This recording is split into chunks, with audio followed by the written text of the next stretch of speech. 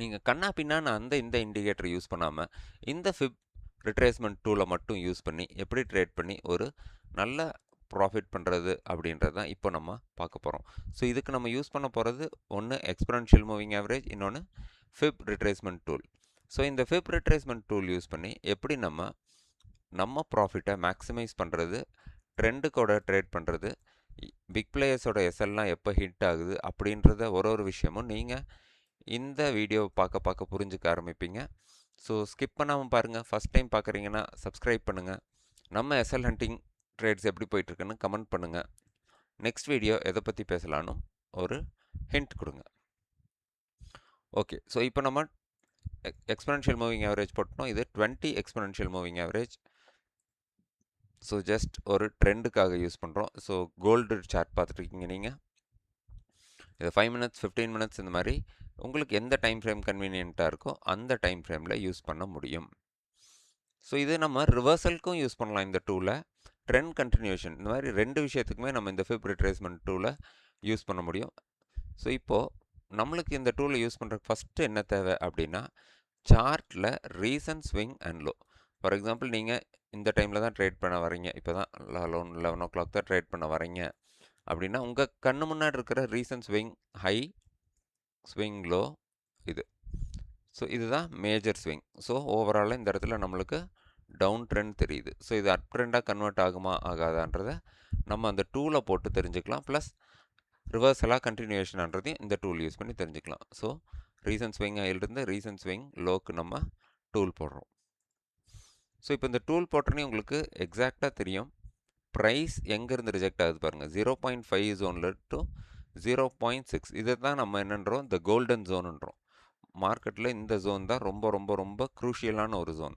So அந்த ஜோன்லேருந்து reject ஆகி price ஃபர்தராக கீழே வருது. ஸோ ஒரு ட்ரெண்ட் கண்டினியூஷனுக்கு நம்ம மூவிங் ஆவரேஜ் யூஸ் பண்ணுவோம். ரிவர்சலுக்கு உங்களால் மூவிங் ஆவரேஜ் யூஸ் பண்ணி கேப்சர் பண்ண முடியாது. ரிவர்சல் நீங்கள் ட்ரேட் எடுத்தாலும் உங்களோட ஃபஸ்ட் டார்கெட் இதில் ஸ்விங் லோ, டே லோ தான் உங்கள் டார்கெட்டாக வச்சு இந்த இடத்துல நீங்கள் ஹோல்ட் பண்ணுற மாதிரி வரும். ஸோ இது இவ்வளோ ஈஸியான ஒரு செட்டப். ஸோ இதோட செட்டிங்ஸ் பார்த்துக்குங்க. பென் அண்ட் பேப்பரில் நோட் பண்ணி வச்சுக்கோங்க. ஃபஸ்ட்டு 0 டிக் பண்ணி வச்சுருக்கோம். அப்புறம் 0.618, 0.5, அப்புறம் 1.618, 1.812. இது இந்த 5 லைன்ஸ் மட்டும்தான் நம்ம வச்சுருக்கோம். நீங்கள் 0.6 வேண்டாம் அப்படின்னு நினச்சிங்கனாலும் ரிமூவ் பண்ணிக்கலாம். வெறும் 0.5 மட்டும் எனக்கு போதும் அப்படின்னிங்கன்னா ரிமூவ் பண்ணிக்கலாம். பட் 0.6 இருக்கும்போது நம்மளுக்கு இன்னும் கொஞ்சம் சாலிட் பிரேக் அவுட் அப்படின்ற மாதிரி உங்களுக்கு ஒரு சாலிட் ஜோன் கிடைக்கிறனால நம்ம 0.6ம் வச்சுருக்கோம். ஸோ கோல்டை பொறுத்த வரைக்கும் நம்ம என்ட்ரி அரௌண்ட் 4670 கிட்ட நடந்துட்டுருக்கு. ஆல்மோஸ்ட் 20 பாயிண்ட்ஸ் ப்ராஃபிட் இதில் இப்போது போயிட்டுருக்கு. ஸோ இதில் எஸ்எல் எப்படி வைக்கணும், இந்த 618க்கு மேலே ப்ரைஸ் எப்போ க்ளோஸ் ஆகுதோ அந்த கேண்டலுக்கு மேலே உங்கள் எஸ்எல் வச்சுக்கலாம். இல்லைனா எஸ்எல் பெருசாக இருக்குது அப்படின்னு ஃபீல் பண்ணுறீங்கன்னா 0.6க்கு மேலே ஒரு சின்ன ஒரு ஃபியூ பாயிண்ட்ஸ் பஃபர் வச்சு உங்கள் எஸ்எல் எடுத்துக்கலாம். அப்படியும் இல்லைப்பா எனக்கு இன்னும் சேஃப் எஸ்எல் வேணுன்னா ப்ரீவியஸ் கேண்டில் ஹையை உங்கள் எஸ்எல்லாக வச்சுக்கலாம். ஸோ உங்கள் ரிஸ்கோட பேக்கெட் சைஸை பொறுத்து நீங்கள் இதில் எஸ்எல் பிளான் பண்ணணும். ஸோ இன்னொரு எக்ஸாம்பிள் நம்ம ப்ரீவியஸ் டேஸில் போய் பார்ப்போம். ஓகே, ஸோ இங்கே ஒரு ஷார்ட் மூவ் நம்ம கண்ணுக்கு தெரியுது. இங்கேருந்து இங்கே வரைக்கும் ஒரு ஷார்ட் மூவ் வருது. இங்கேருந்து இங்கே வரைக்கும் ஒரு ஷார்ட் மூவ், இங்கே ஒரு அப் மூவ். ஸோ நம்ம ஃபஸ்ட் இந்த ஷார்ட் மூவ்க்கு ரேலியை போட்டு நம்ம ட்ரெண்ட் கண்டினியூஷன் முடிச்சிட்டோம். இப்போ ட்ரெண்ட் ரிவர்சல் எப்படின்றத பார்ப்போம். ஸோ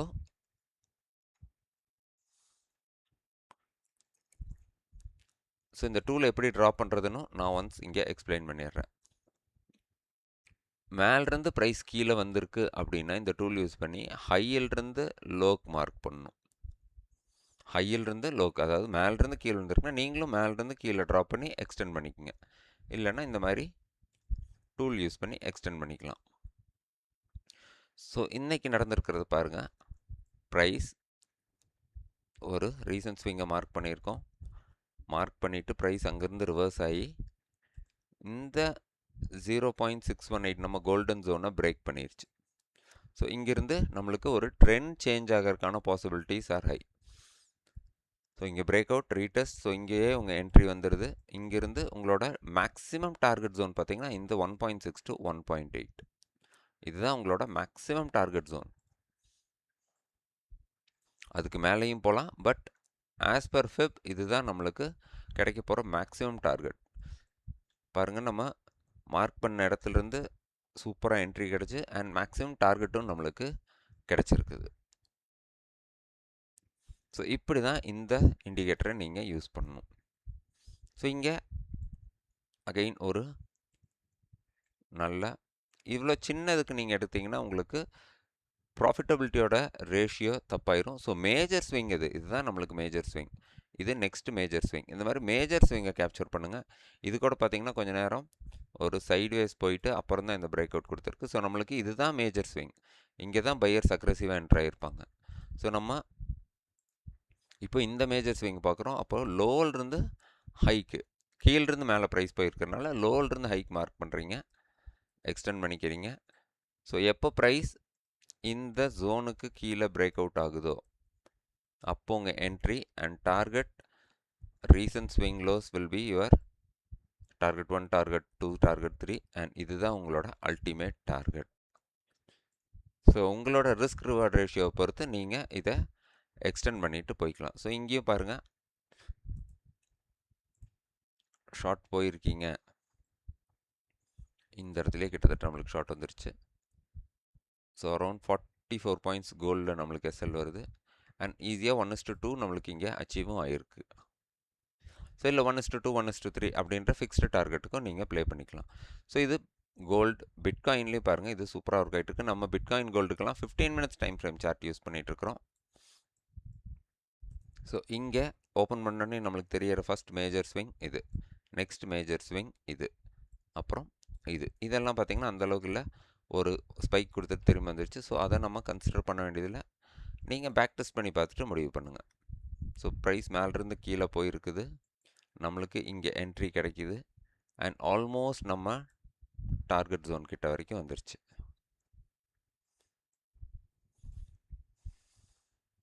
ஸோ இது இங்கேருந்து இங்கே மார்க் பண்ணியிருக்கோம், நம்ம கோல்டன் ஜோனை பிரேக் பண்ணுது, அங்கேருந்து உங்களுக்கு என்ட்ரி இந்த ஜோனில் கிடைக்கிது. ஸ்லோ அண்ட் ஸ்டடியாக உங்களுக்கு மேக்ஸிமம் டார்கெட் அச்சீவ் ஆகிருக்கு. ஸோ இப்போது இந்த இண்டிகேட்டரோட டவுட்ஸ் ஏதாவது இருந்தால் கமெண்ட் பண்ணுங்கள். ஏன்னா இது இவ்வளோ தான், ரொம்ப சிம்பிள். இதுக்கு மேலே இதில் நான் மேஜராக எக்ஸ்பிளைன் பண்ணுற அளவுக்கு இதில் ஒன்றுமே இல்லை. ஸோ இப்போ again top to bottom capture பண்ணுறோம். இது வந்து நம்மளுக்கு ரிவர்ஸில் கரெக்டாக ஹெல்ப் பண்ணும் கேட்ச் பண்ணுறதுக்கு. ஸோ இங்கே பாருங்கள், ஹையிலிருந்து லோக்கு நம்ம மார்க் பண்ணியிருக்கோம், ப்ரைஸ் த கோல்டன் ஜோனை பிரேக் பண்ணுது. ஸோ உங்களுக்கு சம்மேர் எப்போவுமே ஒரு கேண்டில் லோ பிரேக் ஆனது தான் உங்கள் என்ட்ரி, அதை மட்டும் மறந்துடாதீங்க. கேண்டில் லோ பிரேக் ஆகணும். ஸோ இங்கே எங்கேயுமே நம்மளுக்கு என்ட்ரி கிடைக்கல. சம்மேர் இங்கே உங்களுக்கு என்ட்ரி கிடச்சிருந்தாலும் ஃபஸ்ட் டைம் எஸ்எல் ஹிட், ரீஎன்ட்ரியில் இங்கே உங்கள் என்ட்ரி அண்ட் ஈஸியாக உங்களுக்கு டார்கெட் வந்திருக்குது. ஸோ இதுலேயும் எஸ்எல் போகும். ஸோ உங்கள் ரிஸ்க் மேனேஜ்மெண்ட், மணி மேனேஜ்மெண்ட் ப்ராப்பராக இருந்தால் தான் நீங்கள் சர்வைவல் பண்ண முடியும், நம்ம எந்த மார்க்கெட்டாக இருந்தாலுமே. ஸோ பேங்க் நிஃப்டிக்கு பார்ப்போமா? பேங்க் நிஃப்டின்றப்போ நம்ம 5 மினிட்ஸ் டைம் ஃப்ரேம் ஷிஃப்ட் ஆகிக்கிறது வெல் அண்ட் குட். ஸோ இன்றைக்கி இங்கேருந்து இங்கே ஒரு ஷார்ப் கேப் டவுன் ஆகிருக்குது. ஸோ நீங்கள் பேங்க் நிஃப்டியை பொறுத்த வரைக்கும் இந்த கேப்பில் இருந்தும் போட்டுக்கலாம், இல்லைப்பா கேப்பில் இருந்து ரொம்ப இருக்குது நம்மளுக்கு என்ட்ரியே கிடைக்கல, ஃபார் எக்ஸாம்பிள் இங்கேருந்து இங்கேனா பாருங்கள், இன்றைக்கி ஒரு ஒன் சைடட் ரேலி, இன்றைக்கி ஒரு one sided rally. So around 50,000லேருந்து 1000 பாயிண்ட்ஸ் ஏறினதுக்கப்புறம் உங்களுக்கு என்ட்ரி கிடைக்குது. So it's a risky bet. So இவ்வளோ பெரிய கேப்பில் நம்மளால் ட்ரேட் பண்ண முடியாது. ஸோ நீங்கள் என்ன பண்ணிக்கலாம், இங்கே கொண்டு வந்துடலாம் கேண்டிலோட ஹை அண்ட் லோ. ஸோ அப்போ பாருங்கள், உங்களுக்கு 50,500 என்ட்ரி கிடைக்குது, உங்களோட மேக்ஸிமம் டார்கெட் இங்கே அச்சீவ் ஆகுது. ஸோ நம்ம இஎம்ஐ எதுக்கு யூஸ் பண்ணுறோம் அப்படின்னா ஒரு ட்ரெண்ட் ஃபாலோயிங்காக. ஸோ ப்ரைஸ் 21 இஎம்ஐக்கு மேலே இருக்குது, ப்ரைஸ் 21 இஎம்ஐக்கு மேலே இருக்குது, கோல்டன் ஜோனும் பிரேக் பண்ணுது அப்படின்னா உங்கள் என்ட்ரி கோல்டன் ஜோனுக்கு கீழே உங்கள் எஸ்எல் அண்ட் நம்மளோட மேக்ஸிமம் டார்கெட் உங்களுக்கே தெரியும் 1:4 ஈஸியாக இங்கே கிடச்சிருக்குது. ஸோ நம்ம ஆல்ரெடி சொன்ன மாதிரி ரீசன்ட் ஸ்விங்ஸ் உங்களோட டார்கெட் 1 டார்கெட் 2 இருக்கணும். ஸோ இப்படி தான் நம்ம இதையே நிஃப்டிக்கும் பேங்க் நிஃப்டிக்கும் ட்ரேட் பண்ணணும். ஸோ அகெயின் இங்கே ஒரு ஷார்ப் ஃபால் கிடச்சிருக்கு. ஸோ இந்த டைம் பாருங்கள் நம்மளுக்கு ரிவர்சல் தான் கிடச்சிருக்கு. ஏன் நல்லா பாருங்கள், ப்ரைஸ் 20 EMA கீழே இருக்குது. ப்ரைஸ் எங்கே ரிஜெக்ட் ஆகுது 1.61லேருந்து 0.5 நம்ம கோல்டன் ஜோனில் ப்ரைஸ் ரிஜெக்ட் ஆகுது. ஸோ இந்த டைமில் நீங்கள் you can go for short and உங்களோட டார்கெட் 1:2. நம்ம ட்ரெண்ட் ரிவர்சல் பண்ணும்போது நம்மளுக்கு டார்கெட் அதுவே கொடுத்துரும். பட் ட்ரெண்டுக்கோட ட்ரேட் பண்ணும்போது நம்ம 1:2 1:3 அப்படின்ற டார்கெட்டுக்கு வெளியே வந்துடுறது வெல் அண்ட் குட். ஸோ இங்கே பாருங்கள், இவ்வளோ பெரிய கேப் அப் நம்மளால் ட்ரேட் பண்ண முடியுமா? முடியாது. அப்போ என்ன பண்ணிக்கணும், ரீசன் ஸ்விங். ஸோ ஆல்ரெடி உங்களுக்கு இது புரிஞ்சிருக்குன்னு நினைக்கிறேன்.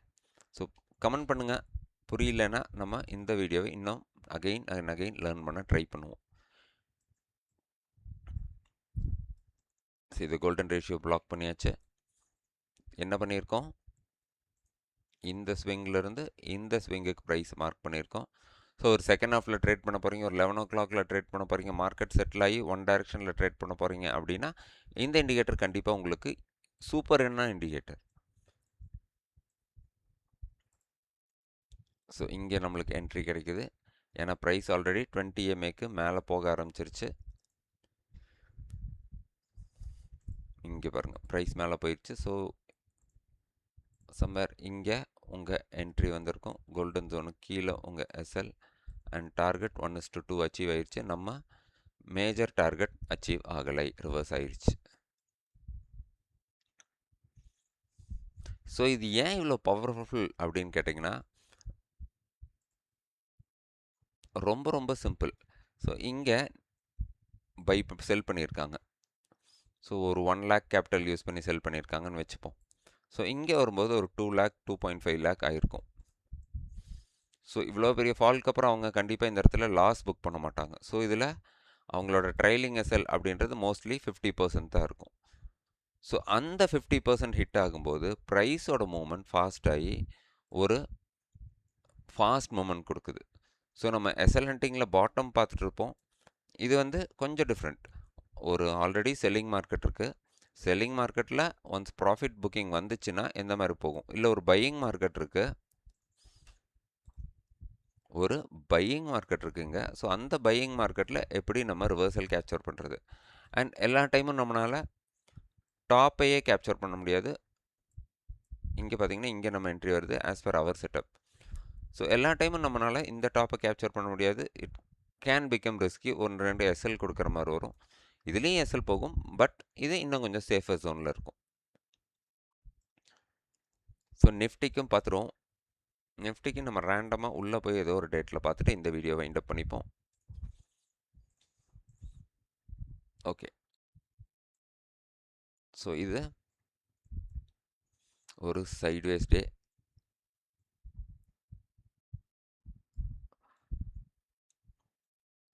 இந்த ஜோன் இந்த டேட் நீங்கள் பார்த்துக்குங்க. லைவ் மார்க்கெட்டை பொறுத்த வரைக்கும் நம்மளால் பேக் டெஸ்ட் பண்ண முடியாது. ஸோ முடிஞ்ச அளவுக்கு பேக் டெஸ்ட் பண்ணி பார்த்துட்டு லைவ் மார்க்கெட்டில் இதை அப்ளை பண்ணி பாருங்கள்.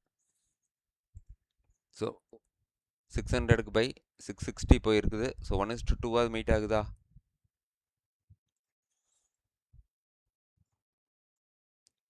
ஆல்மோஸ்ட் 1:1.5 போயிட்டு திரும்பி எஸ்எல் ஹிட் பண்ணிவிட்டு திரும்ப நம்மளுக்கு ஆல் டார்கெட் ஹிட் ஆகுது. ஸோ தட் இஸ் வால்டிலிட்டி டைமில் நம்மளாலையும் ஒன்றும் பண்ண முடியாது. ஸோ அந்த டைமில் நீங்கள் இங்கேருந்து இங்கே போட்டிருந்தீங்கன்னா அகெயின் உங்கள் என்ட்ரி இங்கே கிடைக்குது அண்ட் ஈஸியாக உங்களுக்கு ஆல்மோஸ்ட் நம்ம டார்கெட்டும் ரீச் ஆகுது. ஸோ பண்ண வேண்டியதெல்லாம் ஒன்று தான், ரீசன்ட் ஸ்விங்கை நம்ம மார்க் பண்ணுறோம். அங்கேருந்து ட்ரெண்ட் ரிவர்ஸ் ஆகுதா கண்டினியூ ஆகுதா அப்படின்றத முடிவு பண்ணுறோம். இவ்வளோ பெரிய ரிஸ்க் எடுக்க முடியாதுன்னா இங்கேருந்து நீங்கள் போடுங்க. சரி, அழகாக போகுது. 1:1 அச்சீவ் ஆகிருக்கும் கண்டிப்பாக.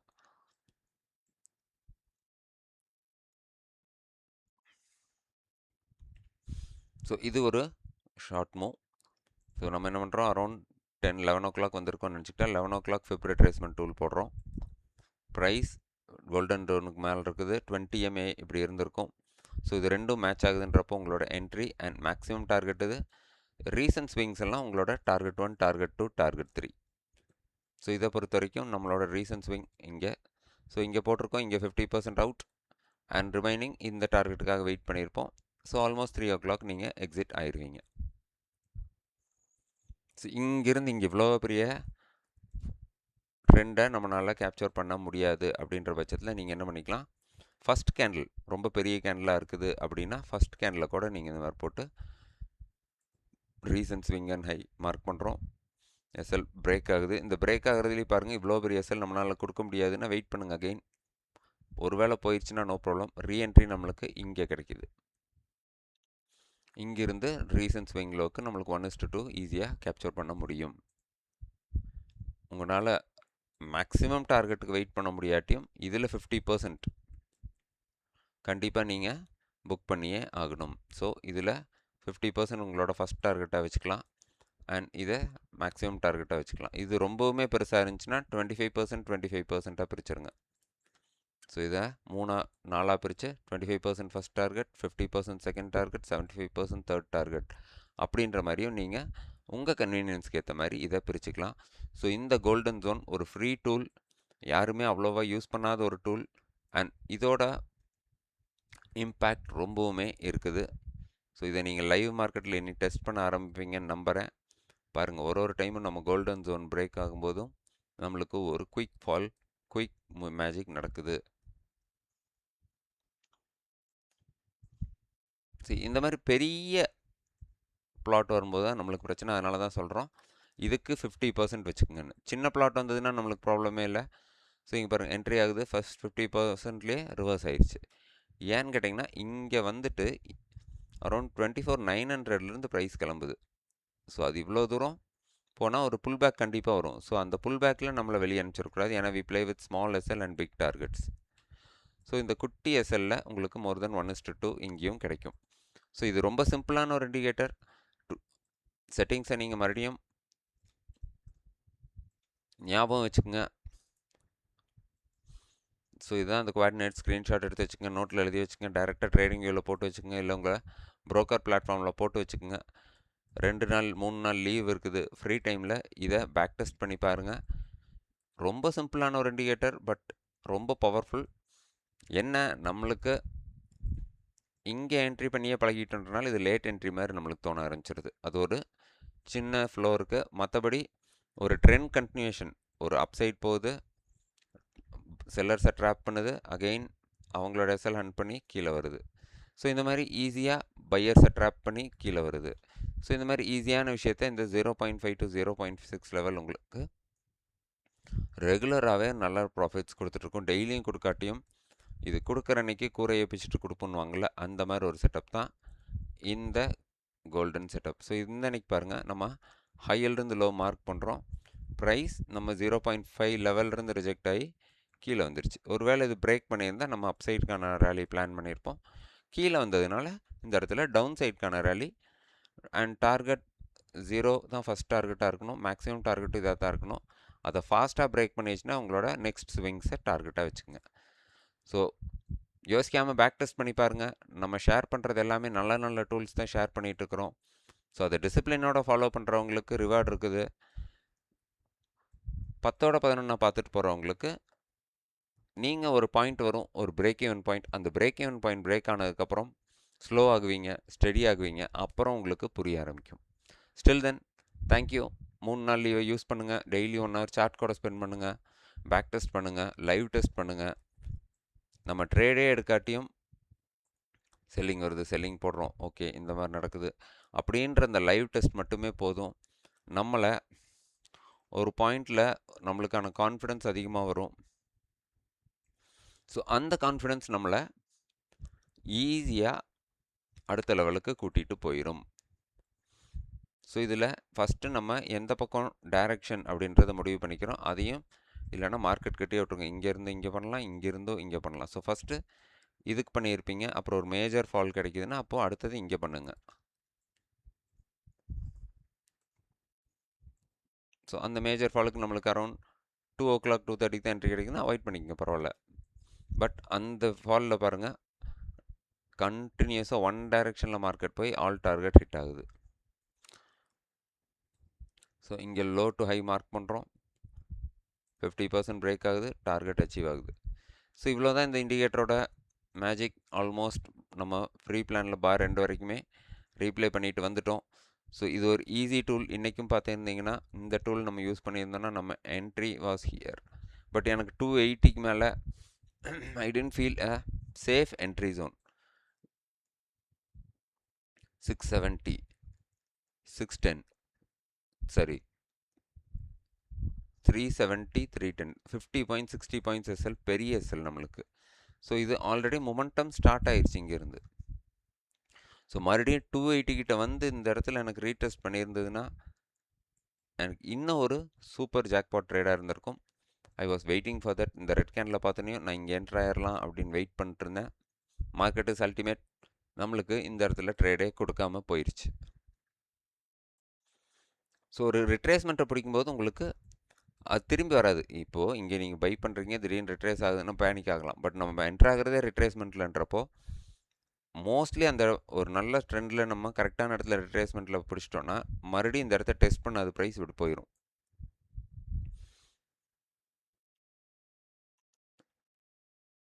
ஸோ தேங்க்யூ அகெயின் ஃபார் வாட்சிங். 21 minutes 37 seconds ஒரு 5 minutes உங்களுக்கு யூஸ்ஃபுல்லாக இருந்திருந்தாலும் I will be very happy.